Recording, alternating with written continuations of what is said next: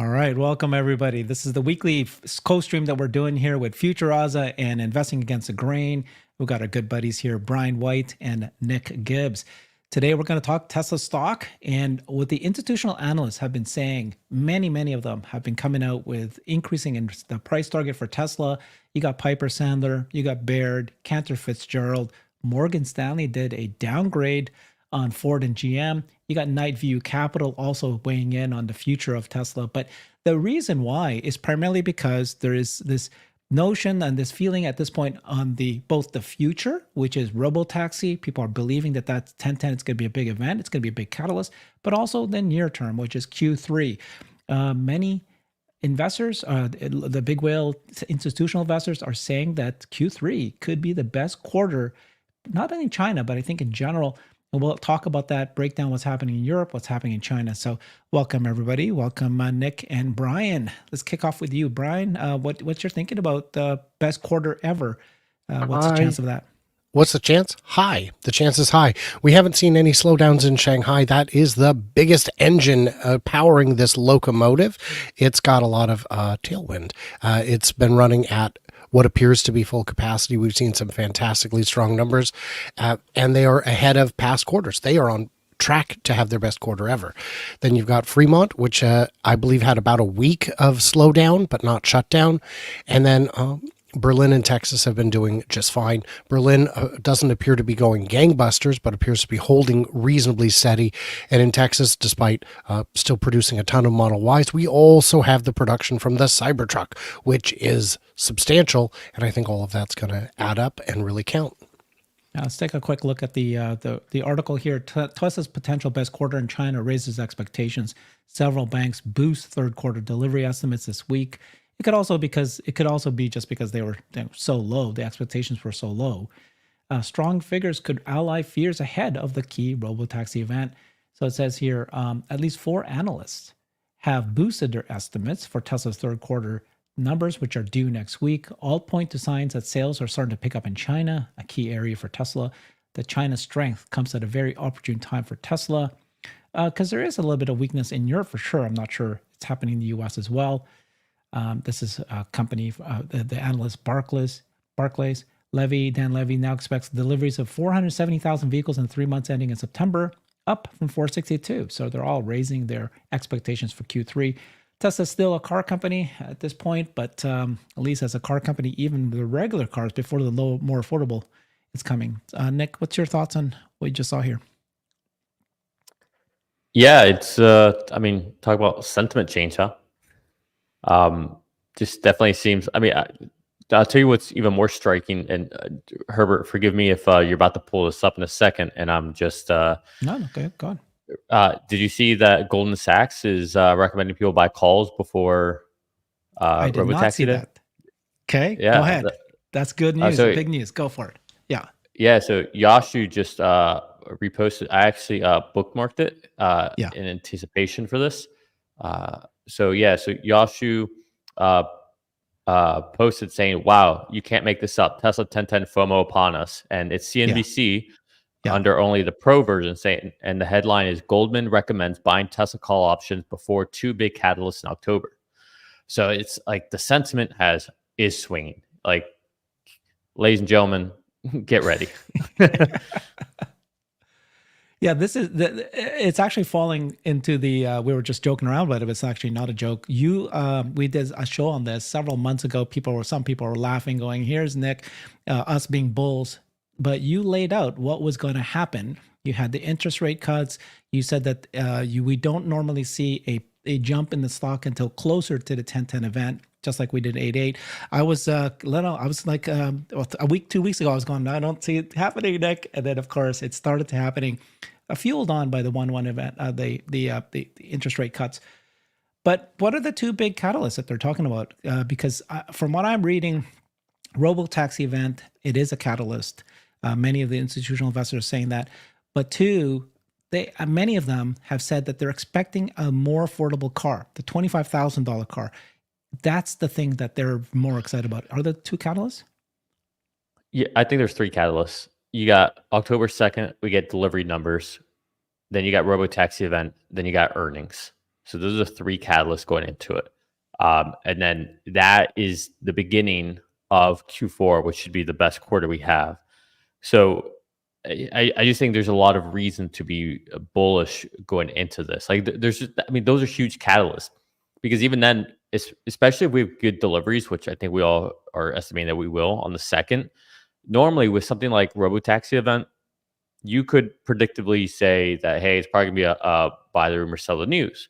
But if we have good delivery numbers, earnings are after Robotaxi event, that could stop a sell-off from happening because nobody wants to sell off before earnings if we know the deliveries are good. And then earnings, anything can happen. Okay, let's take a read up on this article. It continues on saying a beat could drive further strength in the stock into Robotaxi Day, right? So that's what you're saying. If the deliveries for Q3 is higher than the analysts, and so that's actually a good thing that they were low. We don't want them to raise it up before the actual the second, which is next week, or October 2nd. That's when they'll drop the actual deliveries. And with all of the incentives that Tesla's been dropping, the 1.99%, the FSD transfer, and then they also introduced a couple of weeks ago this no down offer. These things, it's got to be driving sales. At least for now, the concerns on fundamentals have dissipated. Tesla shares have swung widely for most of this year, but now we are above, right? We're now above what we were in January, slightly above that. Still lower than the all-time highs, which is I think 260, but we're near there. So yeah, what are you guys? What are you expecting to come up next, Brian? Come up next in terms of earnings, all of this. They're right. The fundamental concerns, I think, were grossly overstated. When you'd see the stock prices down whatever percentage from whenever. And then, of course, you zoom out or zoom in a little and the entire picture changes. The fundamentals get hard to ignore. They're selling a lot of vehicles. They have a lot in the pipeline in terms of other products and services, all of which have price tags attached, real price tags. It's not like they're trying to invent AI for the sake of AI. They're trying to invent AI for the sake of products and services, for things that they can actually sell. If this is just a car company, it's overvalued. It's not just a car company. We've known that for some time. Autonomy is already here. It is already churning massive piles of revenue. And within a matter of, I'd say, even quarters, the amount that they've invested up to before they bought the AI cluster looks like the best money ever invested. Because take $100, multiply it by 500,000 million cars, you're talking insane money and quickly. You can't deny the fundamentals forever, and the numbers are favorable. Can you speak to a little bit of this? Everybody's expecting China. We're seeing China sales numbers go up, but people are saying that Europe sales are falling. Is that Sure. So I looked into it this morning, and one of the numbers I saw was that European Tesla sales are down 2.4%. So we know they're still going great in some countries, not as great in others. Incentives have been halved in Ireland. I think incentives are completely gone in Germany. And in the UK, I don't remember, but it's not as good as it was or as good as it could be. So for a lot of these markets, there's just the carrot has been removed. We're all down to stick, and that's a harder sell at this point in the transition. Public charging is very expensive in those countries, but even though Tesla was down 2.4%, the EV market overall was down 5%. So they're still pulling ahead of the competition in that regard, and they're moving a lot of units. In Asia, we're seeing very strong sales, both in China and elsewhere. And in the US, while numbers may not look good for some cars, even the S and X, we've got this new thing called a Cybertruck that's selling a unit or two. I just got back from Ocala, Florida, where we had the big Cyberfest. It was put on with essentially 6 weeks notice. And we had at one time, we had 104 trucks there. And boy, you guys thought you felt special yesterday. Welcome to the big herd, the big apocalypse of Cybertrucks where everybody's got one. And guess what? Everybody still loves them. They're amazing. They took them on the off-road course, and a lot of videos have come out showing these trucks effortlessly climbing climbing, 25-degree dirt grades. It's an exciting product, and it's still moving quickly. Nice. Okay. Good point about the Cybertruck. It says here the Piper Sandler and Baird, and what they're saying is in China, third quarter seems likely to be Tesla's best quarter ever. And although sales in Europe are weak, Cybertruck deliveries are supporting demand in the US. That's Piper Sandler. So they expect 459,000 deliveries for Q3. RBC, Tom Narayan, says it's going to be around 460. So they're about the same, up from what they initially said, 454. While Baird's Ben Kallo models 480. UBS says around 470. So the actual average is 462. Those are deliveries, according to Bloomberg. Most analysts note that investors, once the EV sales figures are digested, many investors may quickly look beyond them to the key Robotaxi event. So both the near term and the long term are looking good. That's what Baird is saying. And Robotaxi unveils scheduled shortly after. Even in an inline or weaker deliveries, will be viewed by investors as look through with a significant potential catalyst coming forward. So, Nick, why don't you just speak a little bit about that too? You've said it earlier, but just go through the timing of what we're going to expect. So the second we're going to see these deliveries, can you just tell us what you're predicting that's going to happen? Yeah. And by the way, what didn't you say in a show that we did about 3 weeks ago? Didn't you say $300 by 1010, or what exactly did you say? Yeah, I said as a prediction, 300 by Halloween. So the thesis again is just kind of run up. We're How going do to we have get in there? October. It's looking like we might actually get there. So that's the point. Because when you said that, I think the stock was around 200 and change, and now it's at 250. So it's looking like it's headed towards, because back then some people started laughing at you or us, right? Because we go $300 by October, and like, yeah, it's possible now. Still might not happen. All right, we're all just putting our finger in the air, but you just have a lot of wind at our back. So, the one that everybody's already not talking about anymore is the 50 basis point cut. That's a pretty big deal. You throw that in there into the mix, and then China just did huge quantitative easing. Honestly, in a way that if this doesn't do the trick, I don't know what will over there. I mean, they are throwing everything at the wall at this point, but that's going to lower interest rates for people in China to buy vehicles. That's going to incentivize people to invest in the stock market over there. So it should do a lot for demand over there. So you take all that, and we get into October 2nd, where we already know we're going to have record delivery numbers in China. Seems like we're going to have record deliveries in the United States potentially. Model Y, rumor has it, is on track for being the best vehicle sold in the U.S. for the first. I mean, hasn't it always been like a F-150? Like, am I? So that's huge, right? I mean, talk about sign of the times. So that's a huge deal that we have a good delivery numbers on the 2nd, because that is going to be the grounding force for what's to come. Because we know the second we get good delivery numbers, that means we can all start going to our little models, start guesstimating, okay, well, what's the average selling price? Okay, what are margins going to be? And we can kind of get an idea of what earnings are going to be. Well, if we have record delivery numbers, we know it's going to be good earnings. So that's good. So we're going to be going to earnings with that. But there's this thing that happens between now and earnings that's like right in the middle of that. And that's this Robotaxi event that could have, that could be 3 events within itself, right? What's the Robotaxi look like? The fact of launching that. Do they show us other vehicles? Do they talk about a licensing agreement? Do they talk about starting in certain areas with the, actual unsupervised, whatever? Like, what do they tell us? What's the timeline? Like, who knows what could happen from there? But normally, and this is a real thing.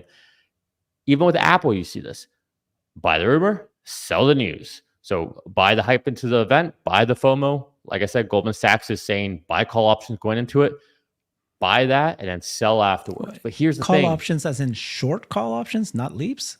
Like they're talking Well, weeks? I don't pay for CNBC Pro, so I can't tell you that. I can just tell you what the headline says. Yeah. But either way, a call option is a bullish play, no matter which way you look at it.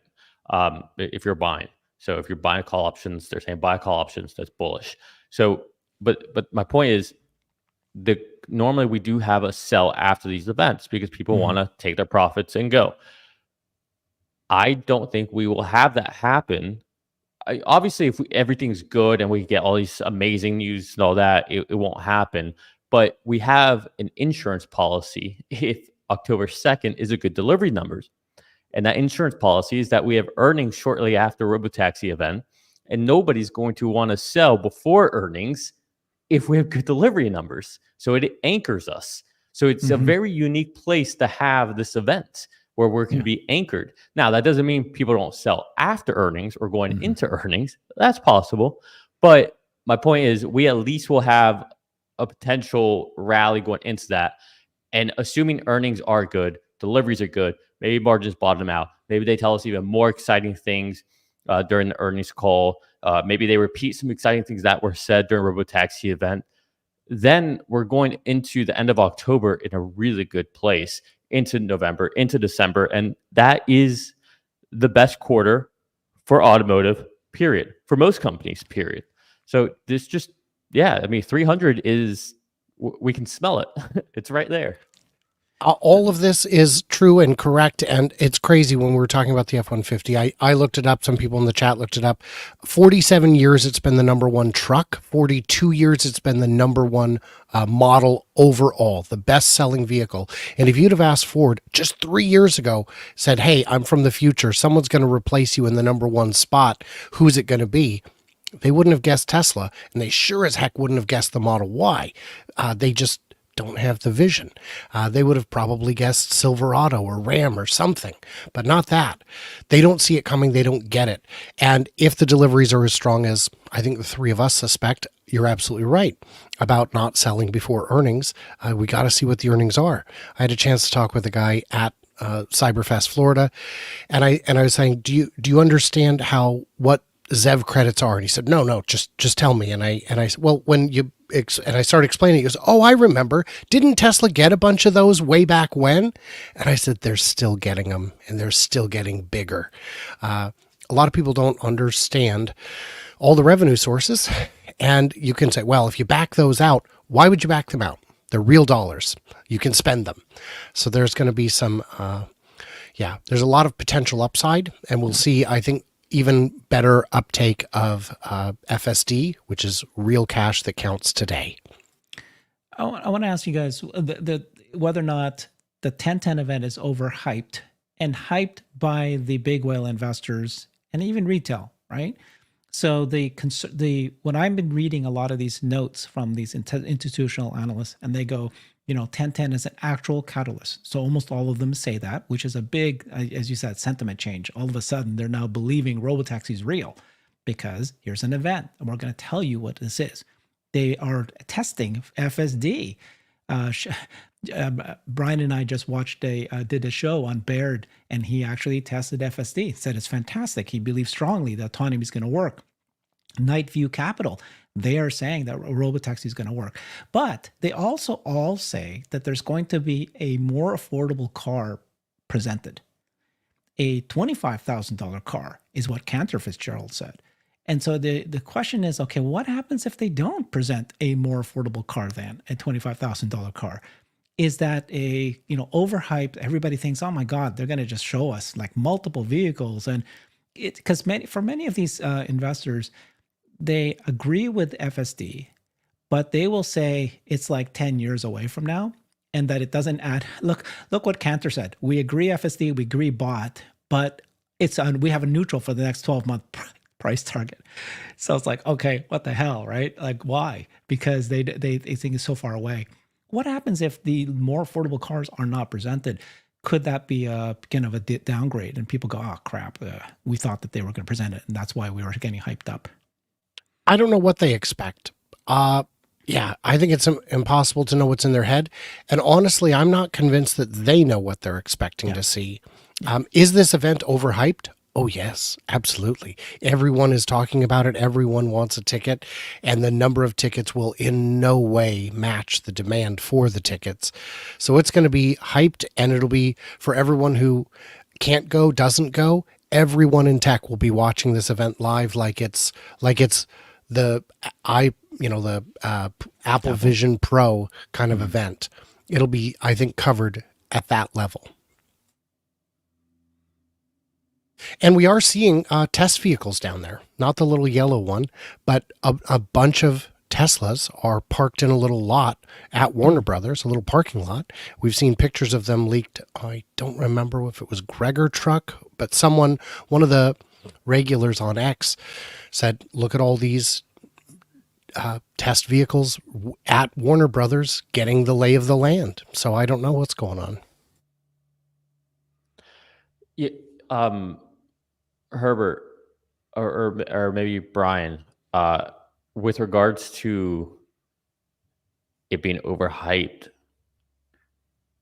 do you actually think it's overhyped? Because I don't see, if it was It's being overhyped, I would think, hyped. It's being yeah, hyped. I think over.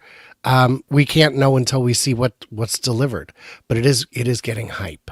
yeah, because I was gonna ask, like, so what's the overhype? Like, 'cause I don't even know what they expect other than seeing what the Robotaxi is gonna look like. I don't know what else to expect. Like, I think everyone has different expectations. So someone's going to be disappointed no matter what, and someone would be blown away no matter what. But I don't know where the balance is in between. Right. It's the question of who is overhyped and who thinks it's overhyped. So if you look at the retail investors who are on X, there's many of us who are getting overhyped. That's true. But if you look at the institutional investors, they could be getting overhyped. We just listed 5 of them, but we're showing you that note after note after note, they're getting hyped about this 1010, which is great news. But then the question is, what about all the other investors? Just regular people. I don't think they even know that 1010's coming. I don't think that they are expecting anything. They have no idea what to expect anyway. So I don't think that they're overhyped. So when you say, Nick, that you're right. If you look at the overall community, it's not like it's seeped into cultural society. It's like people aren't creating TikToks going, well, I can't wait for Tesla's Robotaxi Day, big party. That nobody's doing that. So it's just us. yeah, I guess I'm just curious. Like, I don't even know what a disappointment would really look like. Like, My mom does. No, I kid. I don't know. yeah, I don't think anybody. I don't think anybody is going in there. Like, for example, you remember the last investor meeting that they had, or Shareholder? shareholder meeting? Yeah, maybe that's what I'm thinking of. Where they did a presentation, and we all thought they were going to show us the Robotaxi, and then Franz was up there, and he said, "Oh, I know what you guys want to see. We're not showing that today," and it was like a big letdown. That must have been Investor Day. Investor Day, yeah. I think that was Investor Day. So that everybody went into that really thinking, oh, they're about to show us something. The Model S Plaid, that had a lot of hype going into it. People thought, oh, they're going to surprise us, and the 4680s are going to be in the vehicle already, and they haven't told us, and they're probably going to show us a new version of FSD, and like there's all these things, and it was just a car delivery event. I thought it was going to look like a roadster version of a sedan, and with the new front end. And if I could ask Franz a question and he had to answer, I'd say, "What did you expect that vehicle was actually going to look like?" Because something inside me says that wasn't it. So what, Herbert? You said that it is over. What's the overhypeness? Like, give me an example of the overhype. Well, I agree with you that, like I said, like it depends on who we're talking about. If we're talking about the retail community investors who are on X, what I can tell you, what I think that there's so much that they're expecting. I think one overhype is the expectation that there's going to be multiple vehicles other than the Robotaxi. I personally think that there will be a Robotaxi unveiled. That is what this was about. And then I think that they might have multiple Robotaxi form factors to show off the unboxed model. This idea that they're going to release the more affordable vehicles there because of a statement that was made, and people were saying, they said that they're going to introduce more vehicles. That's the part I think is overhyped. It's like, oh my God, they're going to show the more affordable vehicles there as well. It's possible. That's why they moved it to 1010, that the 2 new things could be hey, by this point, we're getting closer to launching the the more affordable vehicles built on the production line with some aspects of unboxed model. I think that's the big one.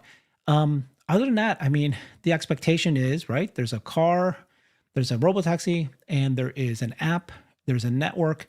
And the other one is a lot of people are expecting that they're going to announce a Tesla network with supervised FSD, Uber-like ride hailing nationwide, by the way, with people like you and me, with our Teslas, being able to submit it into a Tesla network and people downloading the app and being able to order. And I'm going to drive my Tesla there and pick somebody up. That's what they're saying. And I'm like, okay, that's overhype. That would be like, if that happens, that's a one more thing that's amazing. I wouldn't be expecting it to happen. Okay. So I guess my question to you then is, have you heard like any analysts, Wall Street, CNBC, anyone talk about any of that? Well, that's what I brought up, is all of them are talking about the more affordable vehicles. That's what they're hyped about. And I'm saying, well, what if they don't show those? Where do they get that, that it's going to show up there? Like, that chance of a more affordable vehicle being presented at this event is low in my mind. Okay. So I would say that I hadn't thought of it that way. This isn't the compact event. This is a Robotaxi event. Yeah, same page. And yeah, I get it. All three of us might be wrong, because every time I said that, other people would point out that no, they said that they were going to introduce new vehicles at this event. So, a Robotaxi is a new vehicle. Yeah, but if you read the lines of what they actually said. Yeah, but when Elon said that, it was aimed at 8.8. This is now 10.10. This is a different period, different time. We don't know what's changed, what hasn't changed. I will say, though, what I will push back on, Herbert, is I don't think we're going to see multiple different form factors. I definitely think we're never going to see a bus, officially confirmed by Elon. And I'm just saying this because I know you've talked about having these like bigger whatever, but he literally made a post about buses will be not necessary in a Robotaxi world. And personally, I'm happy about that. I don't know if other people are, but it just doesn't make sense to me. It's like, so it makes a ton of sense to me. It makes a world of sense because of the capacity. A Robotaxi, that for sure, we all agree. They're going to unveil a Robotaxi. Is it just one vehicle? I don't think so. I think it's going to be multiple. They might just reveal one vehicle, but then they might show you plans for multiple form factors. I wouldn't be I just want to clarify, because people keep telling me that I said this and this is what I'm expecting. I'm not expecting a bus. I'm not expecting a massive vehicle. I'm saying it's going to be the Robotaxi will be a small vehicle. And the bet that I have with a bunch of people is that I don't think it's going to be the two-seater scissor wing doors that we've seen the demo of, that it's going to be a two-seater, but it could actually be a four-seater, much more like I've been saying, a London cab. So not this big bus, but it's like a smaller car, but it can seat. It has a mobile lounge that has the ability to seat possibly four if you wanted to. That's what I was saying. So we'll see if that is true or not. I could buy that, where it's the same form factor, but there's a two-seater form factor and there's a four-seater. The two-seater, you can more lay down, whatever. The four-seater, maybe you face each other. Yes. I could see that. Yeah. But it's the exact same configuration. It's just 2 seats for 4 seats. 2 seats, you can lay down. 4 seats, you can't. Because in a Robotaxi, you're optimizing for the lounge experience, not for efficiency and cost of the car. But that other people say the opposite things. So you don't think it's being overhyped, and I'm just worried that the institutional investors will come out going, damn it, we thought there's going to be the more affordable vehicles. But like you say, that will be announced in a couple months anyways. If not in October 11th, 10/10, it will be somewhere in January, February, or March.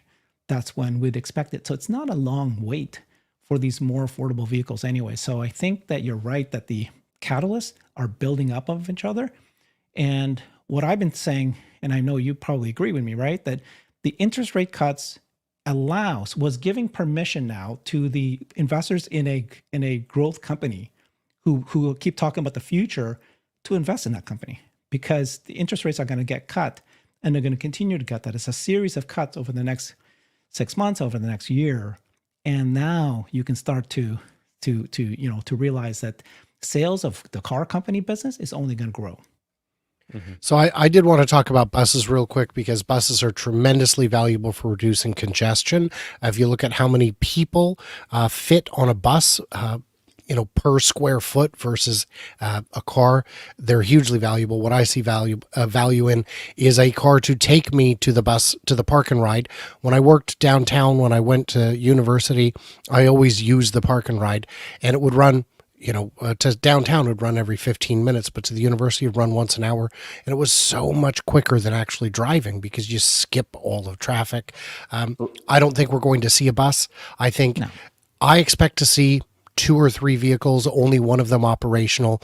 I expect to see a prototype I expect to see something that is ready to go. Maybe even we get to ride in it.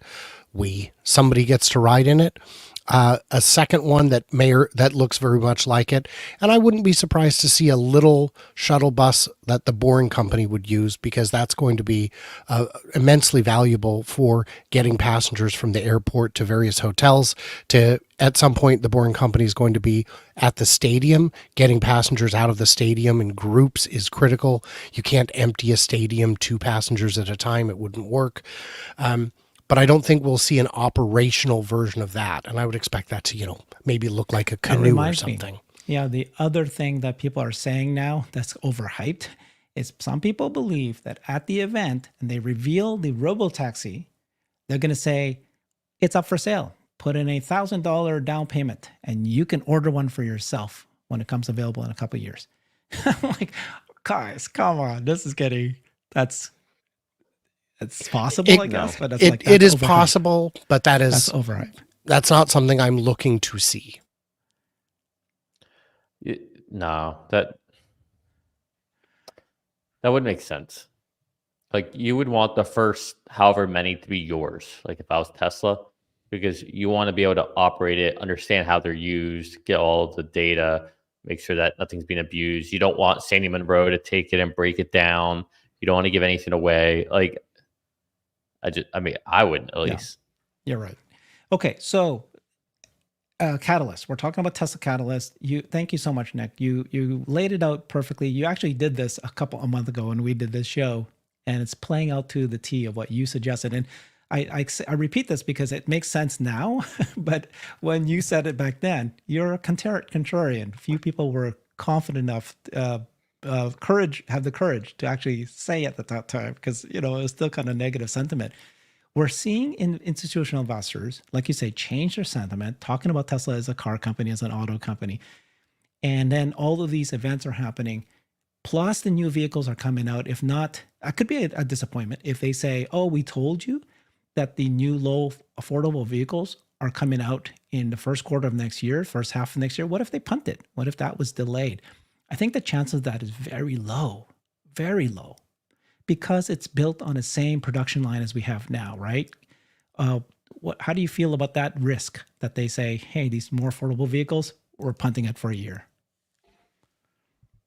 I think it wouldn't surprise me. I don't know where they would build them if they were to try and enter volume production, and these would be volume vehicles. There is space available inside Giga Texas. You're saying it wouldn't surprise you if they actually delayed it? Yeah, because I suspect that with these vehicles, they would want a new dedicated facility in which to build them. And that facility doesn't exist. There is space inside Giga Texas where they could build a model, but it wouldn't be a 2 million a year kind of production line. It would have to be, a few 100,000 at most, which is a great start. But for the compact, they want to move. What they've told us in the past, the guidance was that they wanted to move millions. I don't think we're speaking the same thing. Possible. Are we speaking about the same vehicle? Well, the affordable compact.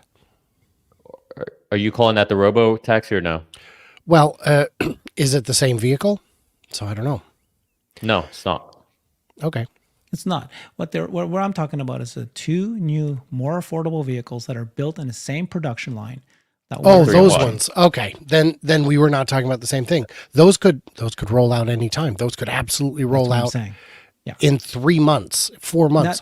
This concept of the yeah. $25,000 vehicle, and this is what Jeff Lutz was pointing out, that the Cantor Fitzgerald note that came out a couple of days ago, they visited the factory in Fremont, talked to the investor relations at Tesla, Travis Axelrod, I'm assuming, and then they said that they're expecting a $25,000 vehicle, and Jeff Lutz was saying, well, where did they get that number from? Right? Because, I don't know if they're just guessing on that one, because that's not the vehicle that's the vehicle you're talking about, which is the compact $25,000 vehicle. What I'm talking about is the more affordable vehicles, which could be 25, 30,000, right? 30 as a starting point for sure. And Herbert, you were showing me this earlier. The average U.S. auto transaction for a new vehicle is still 47 grand, with EVs being slightly higher, saved only by the fact that Tesla sells so many vehicles below that point. But 47 grand, if we can get down to 30, there are no cars under 20. And I've had people try and pretend that a Model 3 isn't a good deal because it's, in the 30s. And I say, they go, well, I can get a Corolla for 22. First of all, no, you can't. That model is not on the lots. They don't carry the base models. And second of all, it's not a comparable vehicle. You have to compare like to like. And if Tesla wants to strip out some features to make something a little bit more affordable, everything apart from safety and autonomy are probably on the table for cost cutting. So put in the cloth seats like we saw in the models going to Mexico.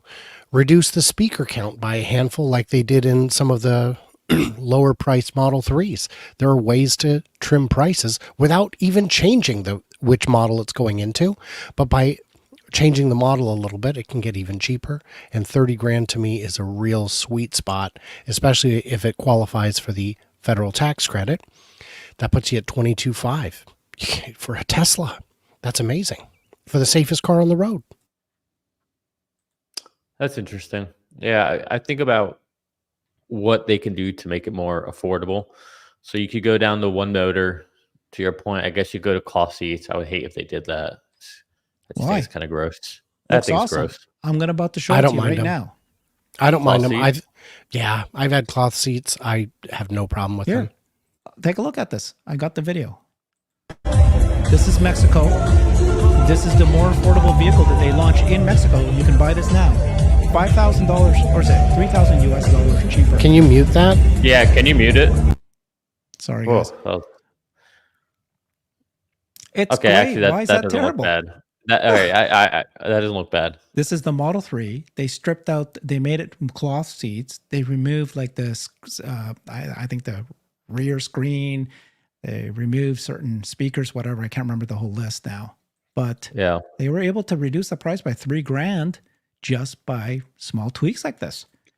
Yeah, that's awesome. If you put one motor in there, speakers and all that, like you're saying, lighten up the weight a little bit, you can probably still get close to the same range, maybe a little less batteries. Use LFP instead of NMC batteries. Maybe even make the batteries in the U.S. with the LFP equipment that Tesla bought from CATL, right? Mm-hmm. CATL, yes. I mean, take a look. The car is a Model 3. I mean, look how it's gorgeous. I mean, you can reduce it by $3 grand, $5 grand. I'd still buy this car for sure. This is the utilitarian model, right? And so if they decide to go with a utilitarian model to reduce the price to another $5 grand, the whole point is that they need to create separation between the Model 3 and the more affordable models. They have to be a huge separation. So you have to strip a lot of stuff out so that some people don't want to buy that car. But what else do you strip out to get to that cost is the question. Right? Well, trim off the entire back end so that it's more of a hatchback instead of a sedan. And right there, you're losing atoms. And atoms cost money, and there's not much in that space apart from crush. You lose some trunk and you get a cheaper vehicle. So I think smaller cars cost less. And then with that weight savings, you've trimmed a bunch of weight. You can go with cheaper wheels, tires, brakes, suspension, and it cascades. Mm-hmm. And Jeff says no stripping, but we'll see. Get a few drinks and a back rub in him. He might change his mind.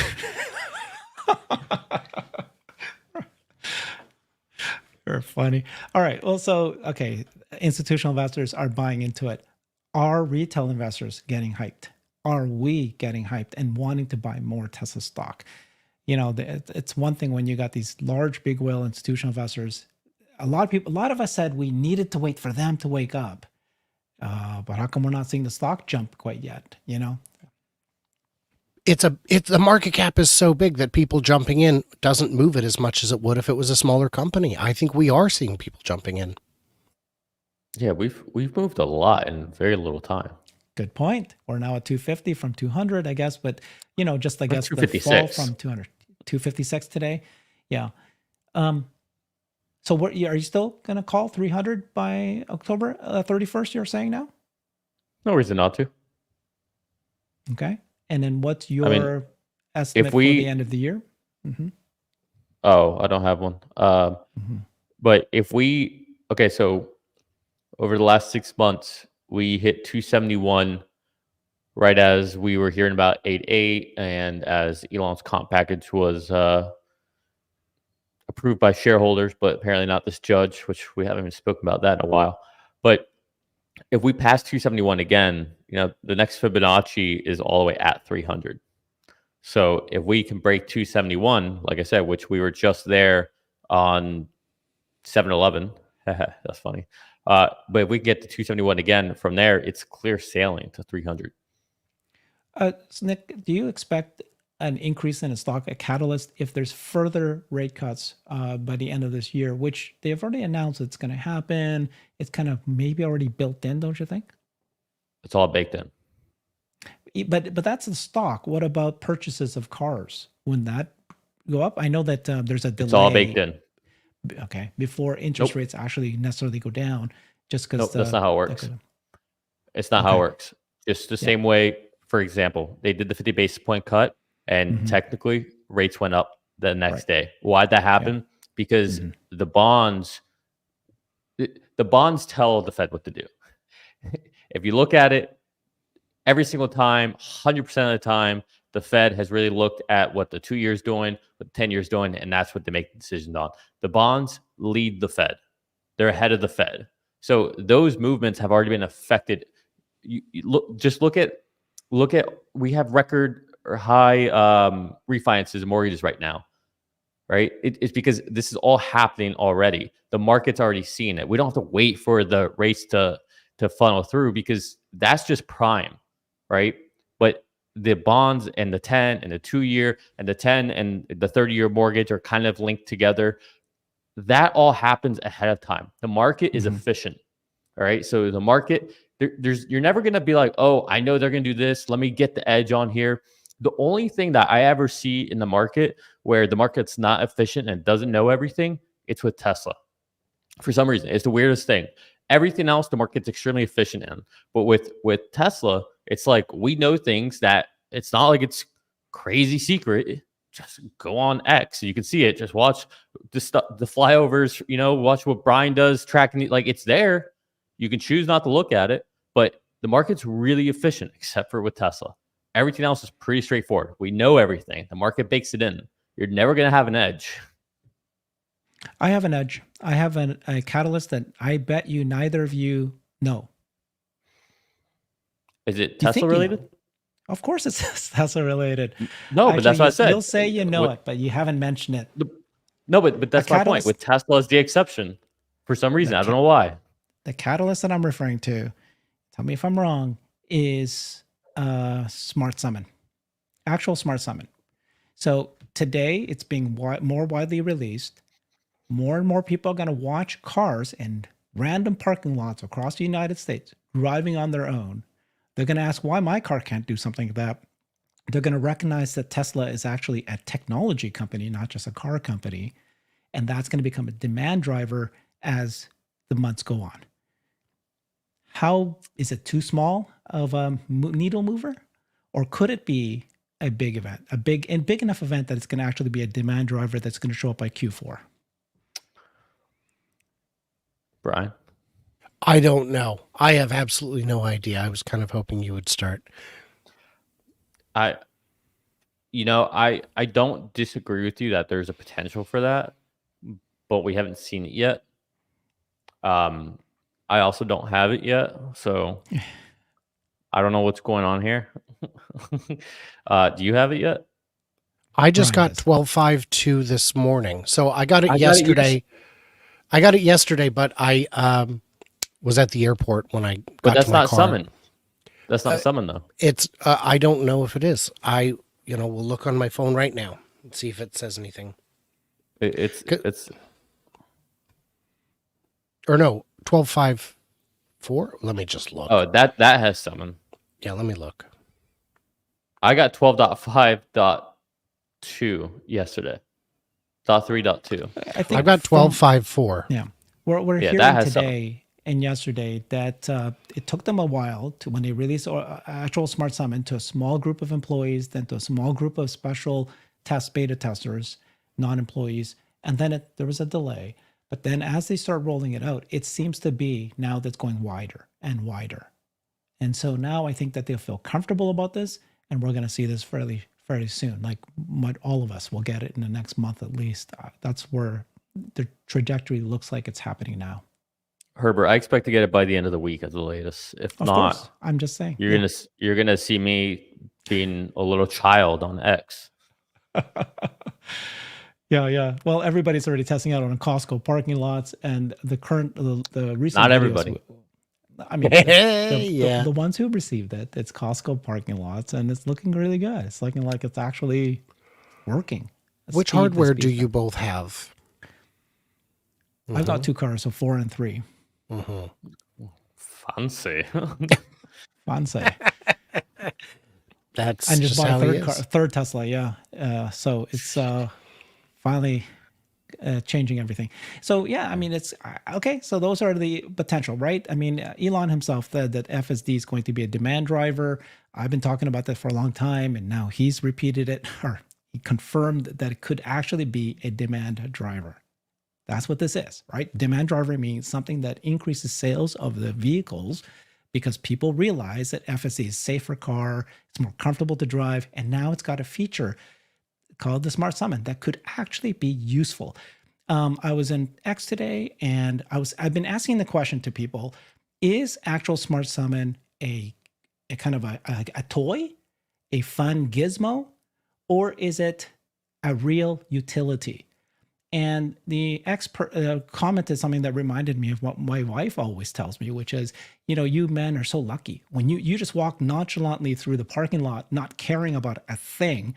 And women need to always be careful looking around, right? And it's just something that we take advantage of, take for granted. And so if you have Smart Summon and it actually works, I think that women will appreciate this feature, right? They can stand at the lobby, they can call the car, they don't have to go through the dark and all that. That could be very, very useful. I don't know. What do you guys think? Is it going to be just a fun toy, or could it actually be really, really useful? I'll tell you, my application is when it's absolutely pouring down. I've had times where I was in weather that can only be described as a tropical storm, where you get out to the exit and you see everyone's just huddled under the cover waiting for the rain to let up a little bit so they can run like hell to their cars and still get soaked to the bone by the time they do. I would love to be standing there with those people and summon my car to me while they all look on in absolute jealousy.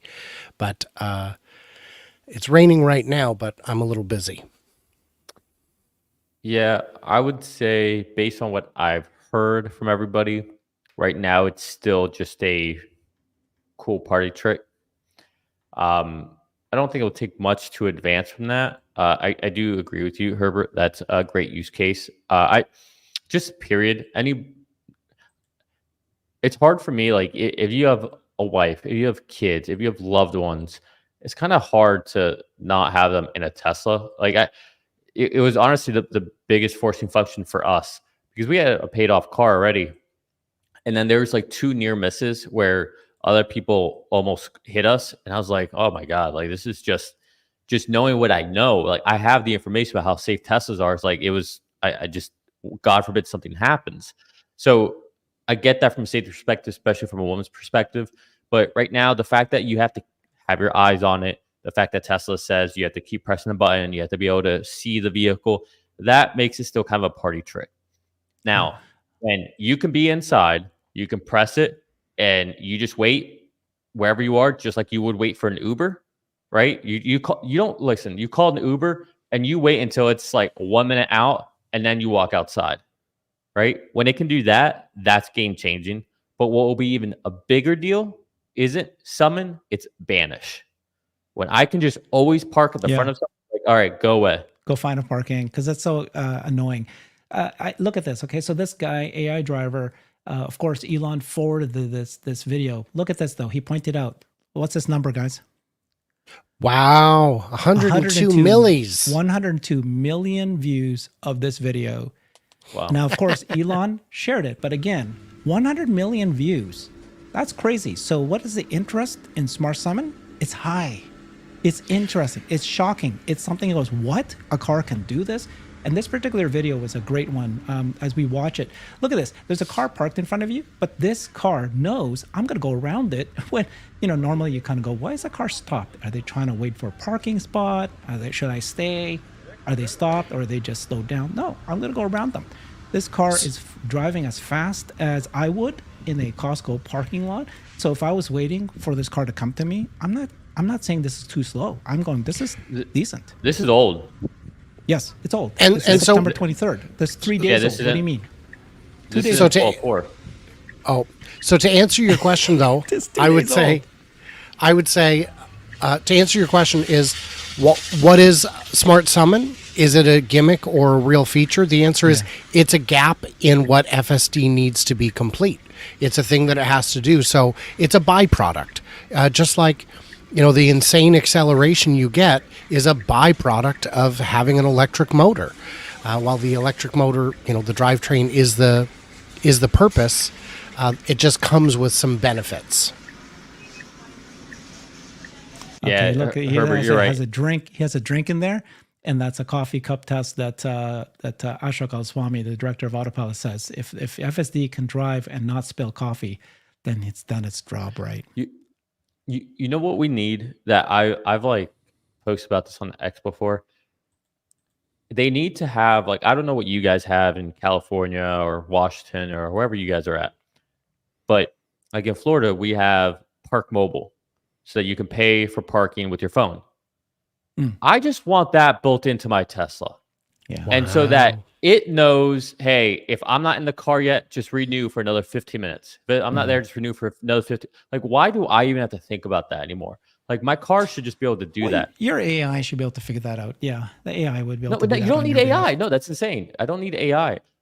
The car knows if I'm in or not. It's just an app on the software. Like, that's it. Okay. It just auto renews. They would have to integrate with the parking app. But I'm saying you're going to need that for Robotaxi or just for full self-driving on super. What do you mean? If I'm in a city and I got to go park somewhere, okay, where am I going to park? I parked my car. I'm not in it. I'm at a restaurant. And I got my little notification from my parking. Okay, I've run out. I better so I go in my app and I go and extend it. So it's like, I don't need my car to do it for me. It's like, it's not a big deal. Oh my God. That's a huge deal. Listen, someone who thinks like this is how you know you're getting old, Herbert. Someone who thinks like that is like someone who says, I can just walk to my car. I don't need it to come to me. How lazy is your generation? Millennials. Yeah. Take the human out of the equation. Like Elon says, any human input is error. That's human input. It's error. True. Okay. I just wouldn't be complaining about it. Like Steve right now, Jobs is yelling at you right now. I know. Steve is awesome. My hero. So, okay. Well, I mean, look, Smart Summon is a killer feature.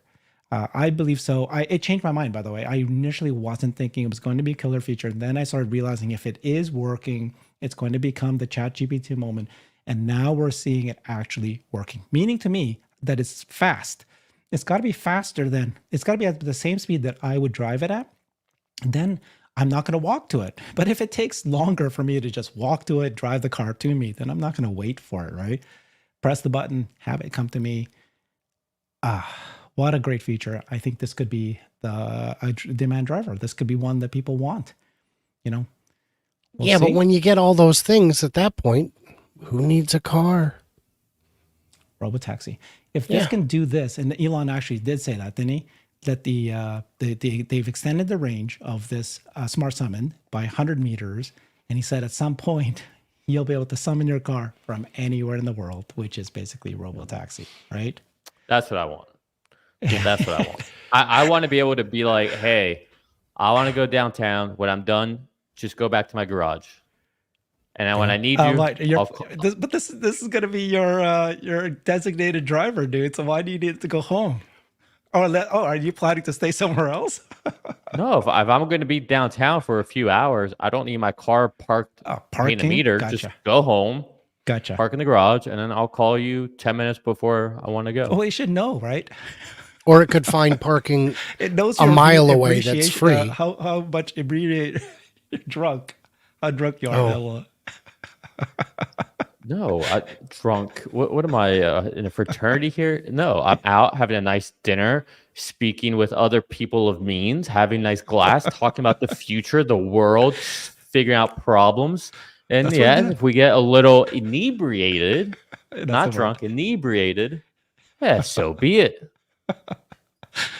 This is going to save so many people's lives. Honestly, it's going to be such a wonderful thing. Okay, but so there Banish will be a bigger deal. Banish will be a bigger deal than Summon. Banish will be a bigger deal than Summon. Everybody has a use case for Banish. Summon, yeah, maybe not so much.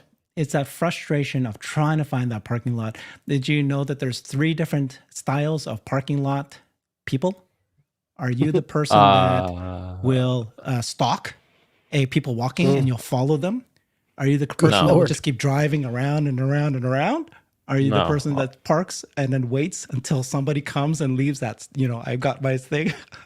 No.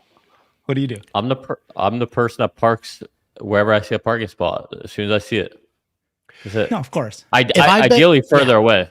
When I've been to parking lots that are 100% full, I leave. I leave. They don't need me here. Banish. That's a good point. Okay. Yeah, I guess you're right. I mean, it is very frustrating to look for that parking spot. Yeah. And like sometimes anywhere you're going, you just get dropped off at the very front. Yeah. Actually, that reminds me of what happens on Sundays when I go to a restaurant downtown. I often will drop off my passengers, and then I have to go and find a parking spot. And I'm usually 15 minutes later than they are. And they're already eating and everything that. So now this would be like, I can just all be dropped off and then let it go figure out, or just let it keep driving around, right? Maybe that's what it decides to do. If I was in that car with you, Herbert, I'd be like, hell no.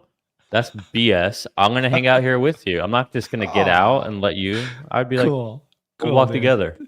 That's it. You're cool. All right. We're going to make that happen someday. All right, guys. Thank you. Great conversation. Appreciate you both. It's co-streamed every Wednesday at Futuraza and at Investing Against the Grain. Check out their channels. Appreciate everybody here. We'll do it again next week. We've got the live Q&A coming up right on the conclusion of this over on my channel. Brian can host you and answer your questions. He goes through all the questions that's on the list here. Thanks, everybody. Bye-bye. Thanks, guys.